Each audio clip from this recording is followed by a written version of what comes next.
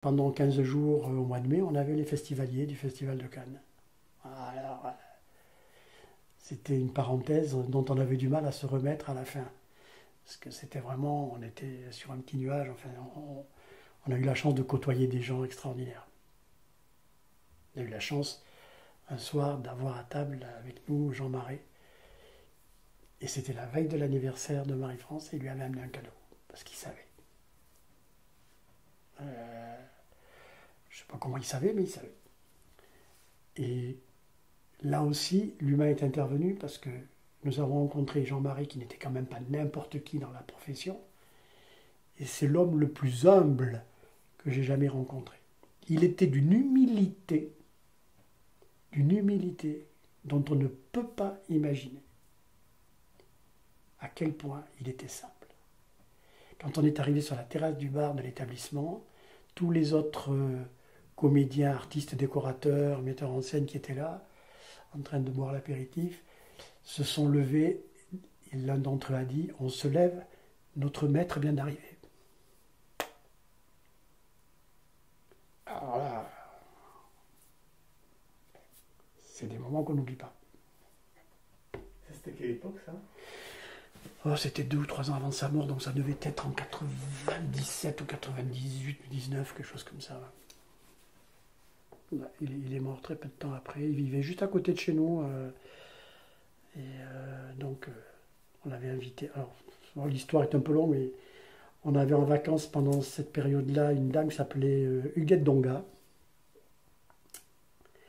qui était une comédienne de la belle époque, de la grande époque. Et elle avait toujours été amoureuse de Jean Marais. Et c'est marrant parce que quand elle lui a dit ça, à table devant nous, il lui a répondu « Mais enfin, ma petite Huguette, tu sais bien que c'était pas possible. » et un jour, elle se fait toute belle, elle passe devant la réception, elle dit à ma femme je vais chez Jeannot, je vais voir Jeannot. Alors, on dit Jeannot. Ben oui, Jeannot. Jean Marais. Ah bon? Ben oui. Il habite juste à côté, je vais le voir. Bon, donc, et je crois que Marie-France lui a dit, mais dites-lui qu'il est invité à la résidence Rachel, c'est la résidence des artistes, il vient quand il veut. D'ailleurs, sur la cheminée de la résidence, il y avait une photo de lui, quand il était encore dans sa maison de Grasse, avec son chien. Cette photo a disparu d'ailleurs, on ne sait pas comment. Et quelques jours après, il a appelé, je crois, en disant non, je vais venir voir Huguette et puis on en discutera. Donc il est venu, il a visité la résidence, et là on a réitéré l'invitation, mais venez dîner quand vous voulez, ou venez déjeuner quand vous voulez. Ah, il dit non, déjeuner c'est pas possible, parce que je suis très occupé dans la journée, je fais de la poterie, je fais ci, je fais ça. Donc il habitait Valoris, hein, mais par contre je refuse pas un dîner. Donc on l'a invité à dîner, et il est venu nous voir, et on a passé une soirée magique.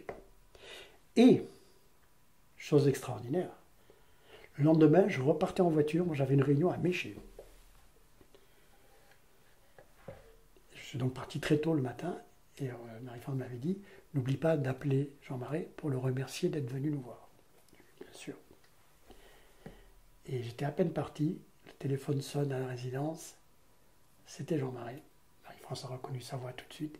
Qui appelait pour nous remercier de l'avoir reçu.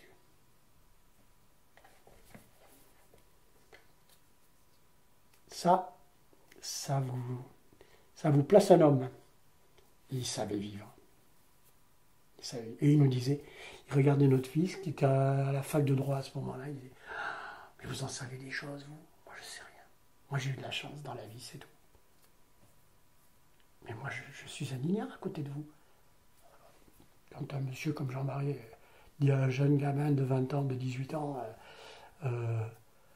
je suis un ignare, moi, j'ai pas fait d'études, j'ai eu beaucoup de chance. J'ai eu beaucoup de chance. Voilà. J'ai rencontré Jean Cocteau, alors évidemment.